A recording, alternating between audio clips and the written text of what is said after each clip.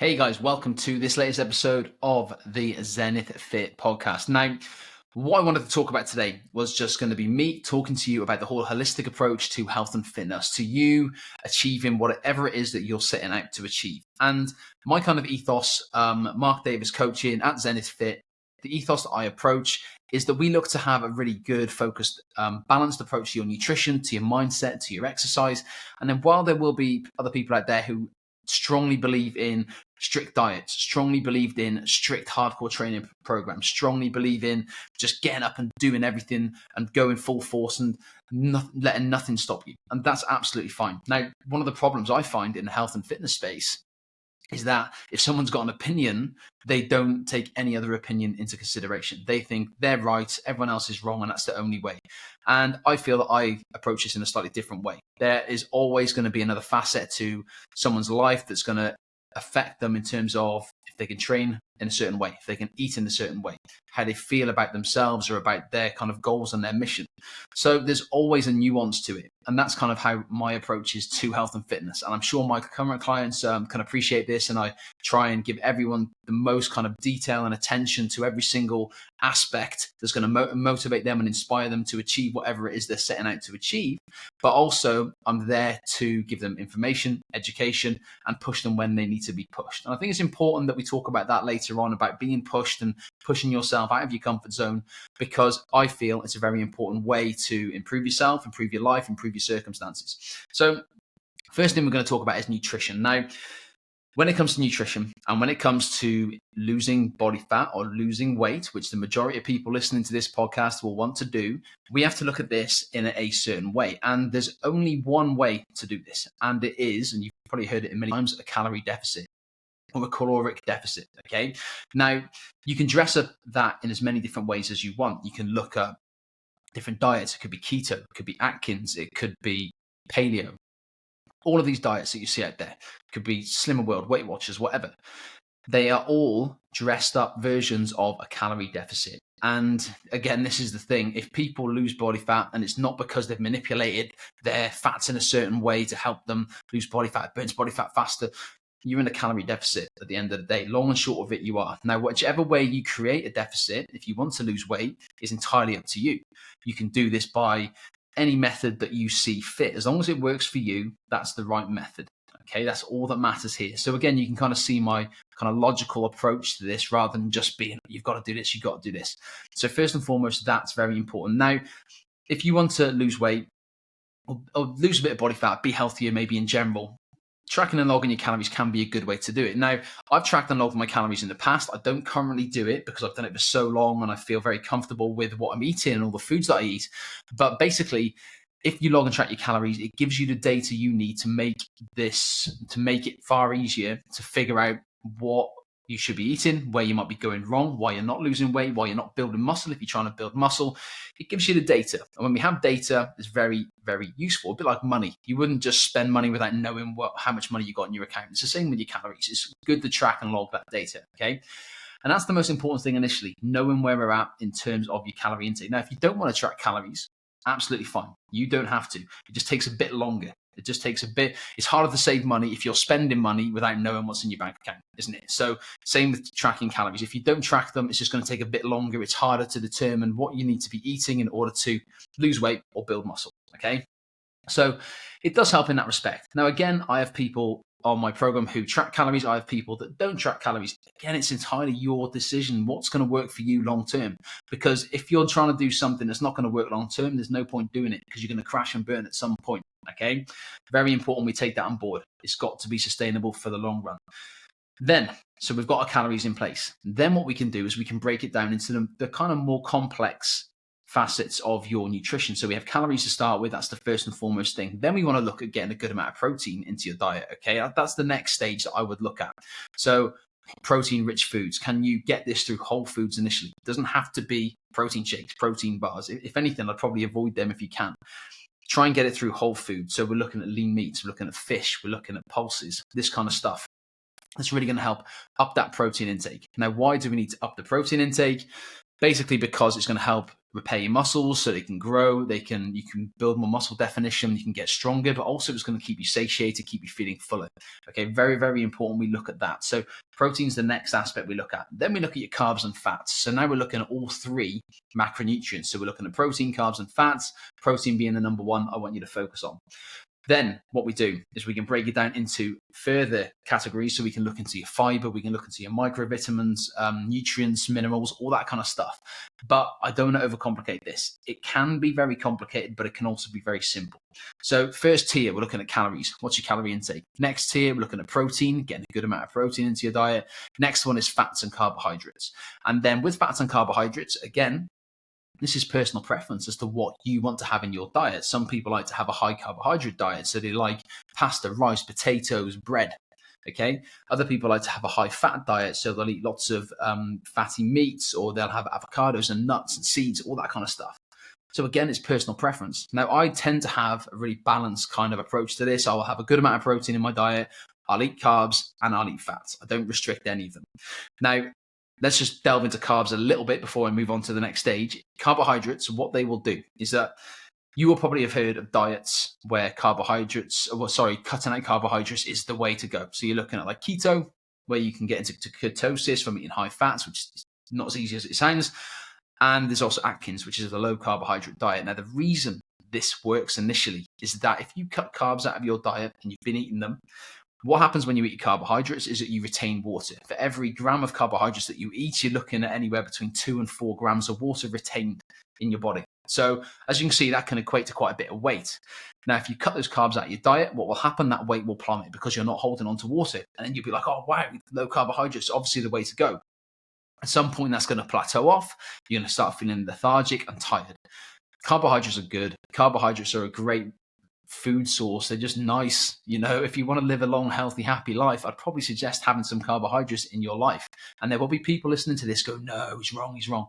Go back to what I said at the start of the thing. It's all about opinions. It's all about different people's kind of methods and how they can make this sustainable. There's no right or wrong answer, to be honest, guys. It's not black and white. Find something that works for you and go for it. Okay. So then we want to get carbohydrates and fats along with proteins, all a nice blend. Nutrition ticked off, pretty damn good. Okay. Then if you're consistent with your nutrition, you're eating good, healthy foods most of the time. Okay. I generally go off the 80-20 principle. If you're eating it most of the time, then that's going to really be a good way to see results in the long term. You might not see results instantly, but over the long term, you will. Okay. So then what we're going to be looking at is your movement and activity. This is the next stage. So when a client comes on board with me, first thing we look at is their nutrition. Can we get that cleaned up? Then we look at their exercise and activity. What are they doing? And you'd probably think, as a trainer, as a coach, I'd be like, right, you've got to go to the gym 5 days a week, train like this, train like this.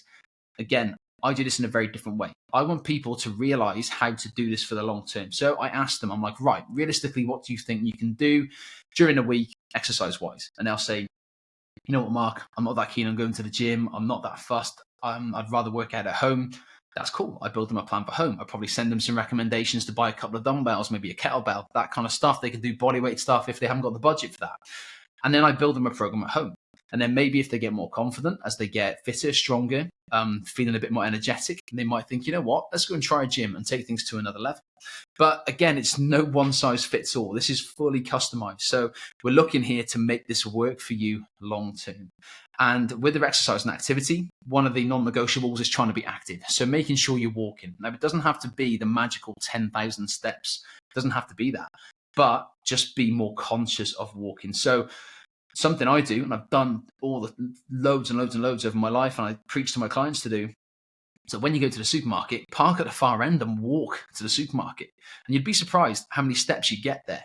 And it's also surprising, if you add those steps up over the course of a year, you're probably walking a few miles extra, quite a few miles extra a year, and you're burning more calories doing that. And it's just going to be better for your cardio health and for all over health, just getting moving, walking. Little things like that make a big difference. When they compound over time, they make a huge difference. It's like taking the stairs instead of taking the lift in your office. Little things like this can make a massive difference to you and your kind of lifestyle. And over time, it will pay off massively. So activity, that's a one non-negotiable. Be more active, okay? Then I encourage people to go to classes. If they like Zumba, go to Zumba. If they like kettlebells, go to kettlebells. If they like spinning, smash spinning, okay? But I also encourage them to do a bit of resistance training as well. Now, this could be if you're super busy, you've got a busy job, you've got 4 kids, you haven't got time to do much, we fit it in. We say, right, 2 20-minute home workouts, resistance training, let's get it done. Then you can do your spin class, your Zumba class, you can go for a walk with your mate, all that kind of stuff. Let's make it work for you. And we come up with a plan and a schedule that works for them. And that's sustainable. I keep banging on about sustainability, guys. That is absolutely sustainable to be able to do that. So if you're sat there now thinking, well, I don't want to go to the gym, how can I figure this out? How can I work this out? And think logically, right, how can I do this? How can I make this work for me long term? And by doing that, you're going to really, really enjoy the process rather than feeling like you're dragging yourself along, you're sluggish, you're lethargic all the time. Okay. So a really, really useful way of looking at stuff that way. Then we're going to be looking at your mindset shift. So again, this is something that a lot of people need to work on, and that is self-belief. When people come to me to train, when people just ask me questions on Instagram, Facebook, whatever it is, one of the overriding things that I see with them is that they are lacking self-belief. They're lacking confidence in themselves. And this isn't your fault. This isn't their fault. This is just years and years of being battered by the media, being told we're not good enough, or being belittled by family or friends. It accumulates over time to just make us think, you know what, maybe I'm not that good. Maybe I'm not that great. But at the end of the day, everyone is running their own race. Everybody or nobody really cares too much about what anyone else is doing. We're all so super conscious of what we're doing that we don't really care what anyone else is doing. I don't know about you. You look out at your friends and family, and are you really that bothered about like how they're doing things, or if they're going to the gym, are you that bothered, or is it something that really grinds you? And I'd more than likely say you're not going to be that bothered by it. So just run your own race. Do what's going to be best for you. And I have a lot of parents come and ask me questions, and they're like, oh, I can't do that because I've got to look after the kids, got to do this. And that's cool. Okay, kids are a priority. I haven't got kids yet, but I can imagine they are one of the highest, if not the highest priority you've got in your life right now. But think of it this way. If you aren't giving your best version of yourself to your kids, you're not being fair to them. And again, that might be controversial, but this is what I believe. If you are in the best mental health, physical health, you're a good example with your nutrition, you're a good example with your exercise towards your kids, you are giving them the best version of yourself, and that's only going to help them excel in life and in the future. So that's something we need to prioritize. You need to, even though you want to have your kids as a priority, you need to prioritize your own health and fitness on top of that so you can give your best version of yourself to your kids. Very important there, that kind of mindset shift. And a lot of the mindset stuff that I talk about, we're generally in a very fixed mindset, a lot of people, and social media does that to us, making us think we're not good enough, and all that kind of jazz. This local area, if you live in a local area where people are quite bitchy, where people are quite negative all the time, then that can be really detrimental on your mental health. And especially in the UK, this is quite a big thing. You know, people are always belittling other people. I don't know if it's a British thing or what.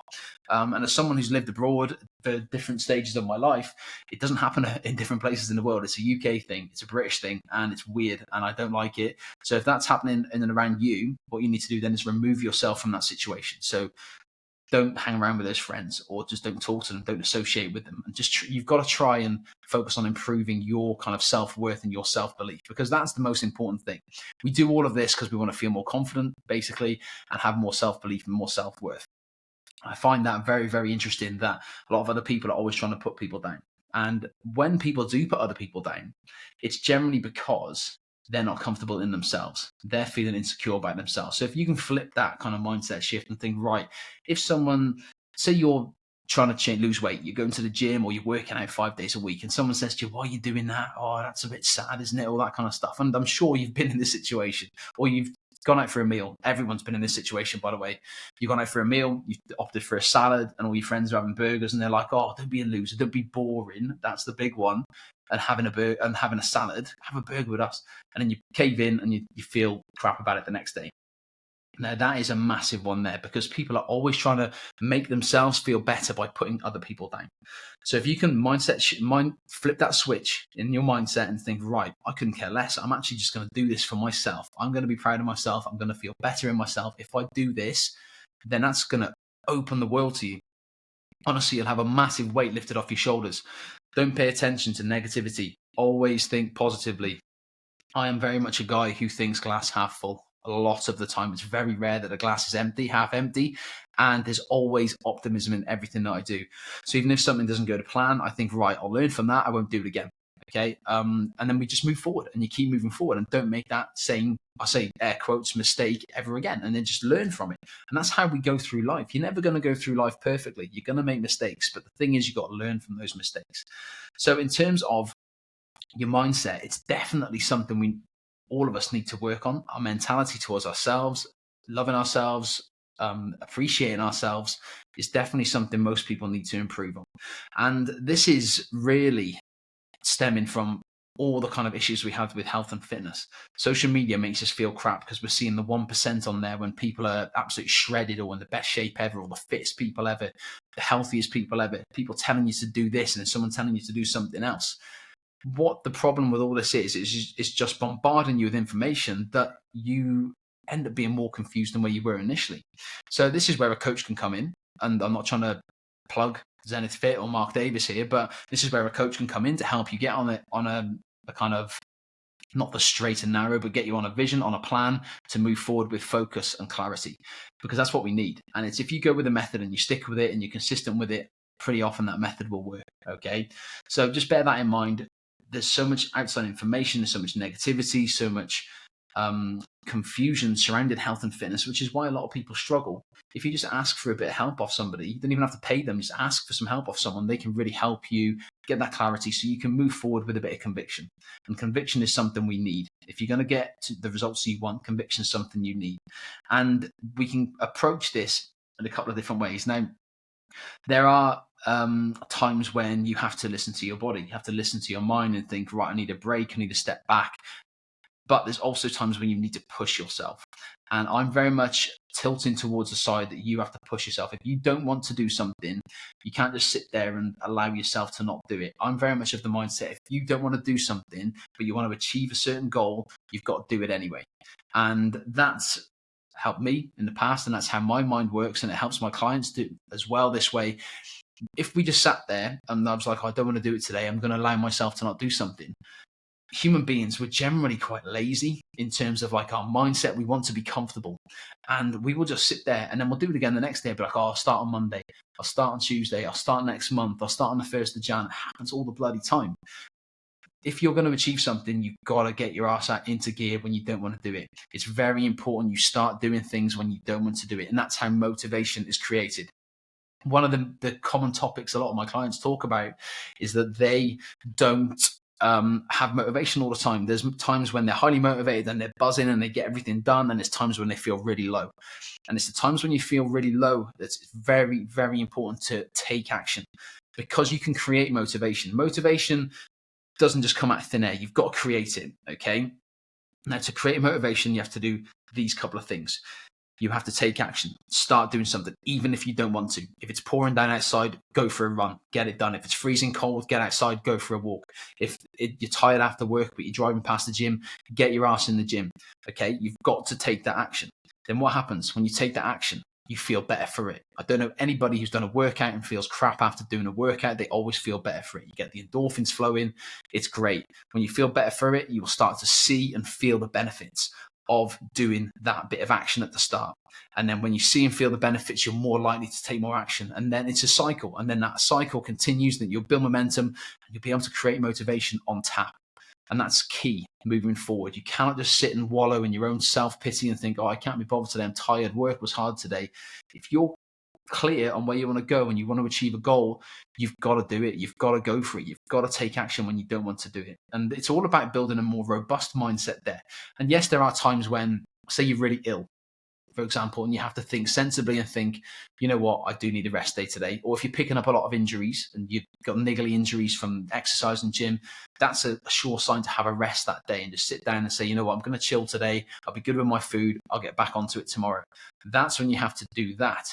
But if it's just a Monday and you promise yourself you go to the gym, but work was difficult, you're tired, or the kids that were playing up last night didn't get much sleep, that's a vicious cycle to go the other way and start becoming very lethargic and very lazy. And then that you're not going to achieve your goal, and you'll be sat there in a year's time thinking, oh, I'm still in the same place, if not a worse place. We've got to take action when we don't want to do it, guys. It's very, very crucial that you do that. Okay. Now, having said all of this, I've been rabbiting on for 20 minutes now so far, and we've kind of covered nutrition, exercise, and the mindset a little bit.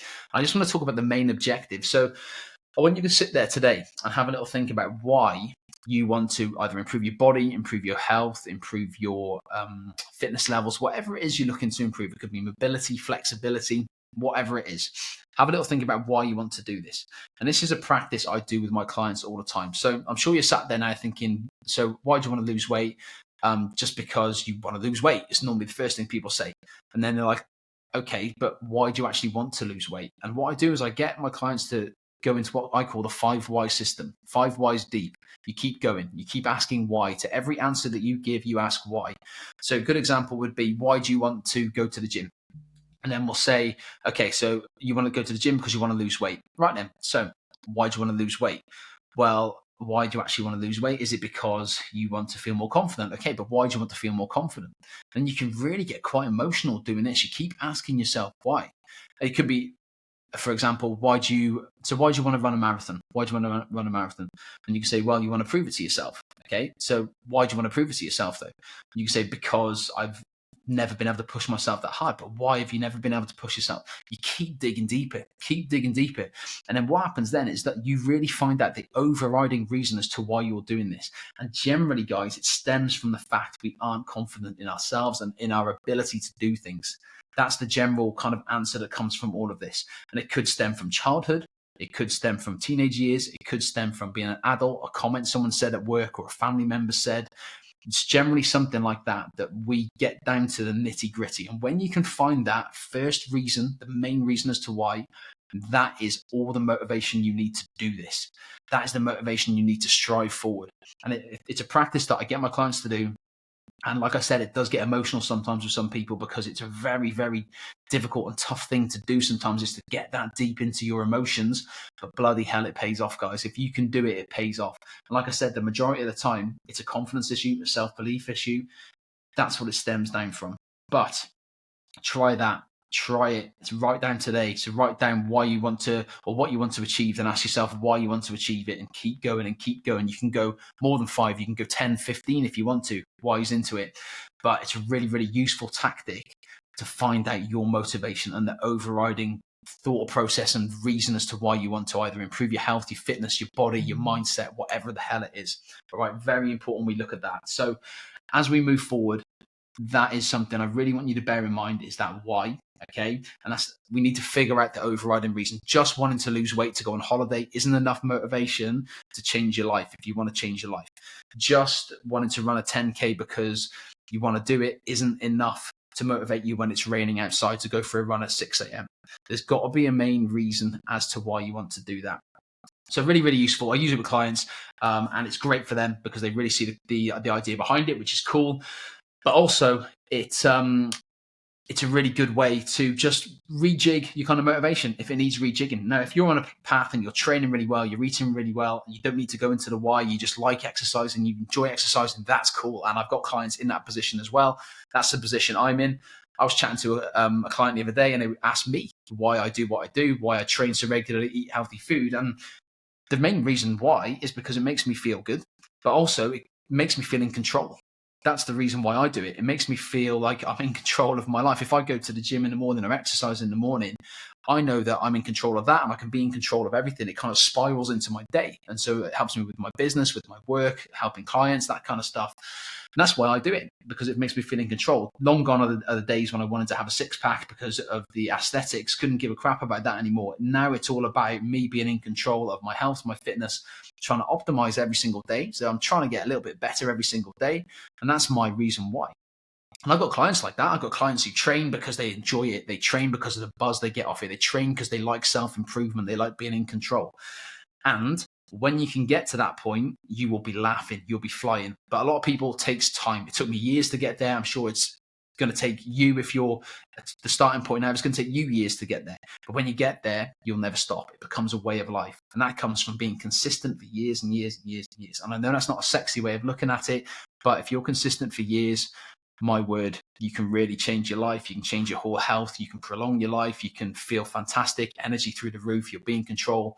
The benefits are endless, people. So anyway, I have talked probably quite a fast pace. I do talk quite fast, but hopefully you've enjoyed this podcast today, guys. I've enjoyed doing it. I'm going to do a few more of them. I'm also going to get a few more guests on the podcast. I'm going to get clients on here. I'm going to get my sister on again, Aluna, because that was a popular one with you guys. But yeah, I've really, really enjoyed this, just talking a little bit about kind of health and fitness and my kind of approach to it, my mindset around it, what I do, and why I do it. And hopefully it's helped. If you have any questions about any of this at all, please do not hesitate to ask. I'm here.